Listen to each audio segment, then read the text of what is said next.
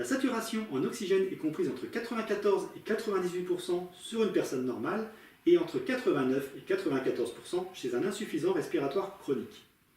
Lorsqu'une victime qui respire à plus de 6 mouvements par minute est en dessous de cette norme, nous devons lui apporter de l'oxygène en inhalation.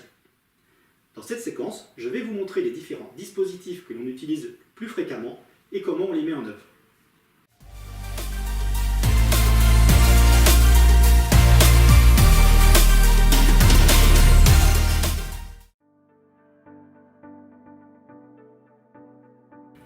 Pour administrer de l'oxygène en inhalation, on a besoin de plusieurs choses. D'une bouteille d'oxygène, d'un appareil permettant de mesurer la saturation en oxygène et des dispositifs permettant d'administrer de l'oxygène à la victime.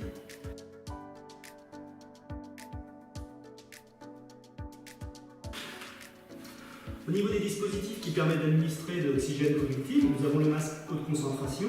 Donc c'est un masque avec un ballon réserve qui existe de taille adulte et enfant et qui va servir pour administrer une grande quantité d'oxygène à une victime.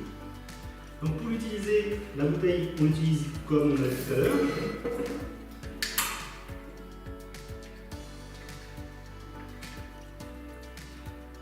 Donc pour un masque haute concentration, le débit initial est de 15 litres minutes.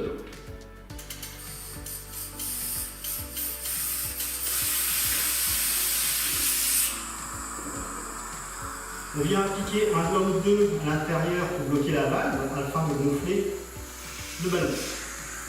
Et on vient appliquer le masque sur le visage de la victime.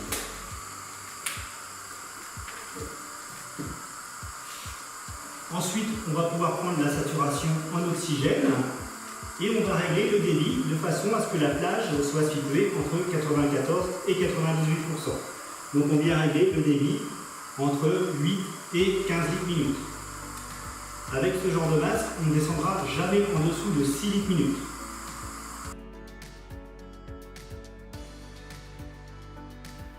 Autre dispositif que l'on peut utiliser, le masque simple, appelé aussi masque moyenne concentration.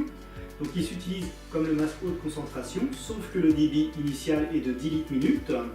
Et une fois qu'on a la saturation en oxygène de la victime grâce à l'oxymètre de pouls, on va pouvoir régler le débit entre 6 et 10 litres minutes afin d'amener la victime à une saturation comprise entre 94 et 98%.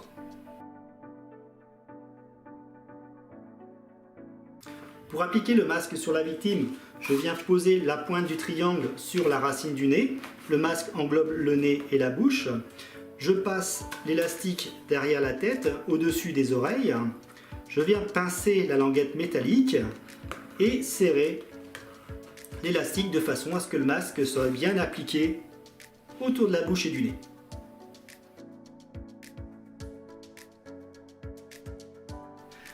Dernier dispositif que l'on va voir, donc ce sont les lunettes d'oxygène que l'on va utiliser sur les victimes qui sont insuffisants respiratoires chroniques ou des victimes qui ont besoin d'un apport faible en oxygène. Donc on vient appliquer l'embout nasale dans le nez de la victime. On vient fixer derrière les oreilles et on vient serrer la tubulure. Le débit initial avec les lunettes est de 2 litres minutes. Si la victime utilise déjà de l'oxygène à domicile, on va porter à 1 à 2 litres supplémentaires par rapport à ce qu'elle utilise habituellement. On a la saturation en oxygène de la victime grâce à l'oxymètre de pouls.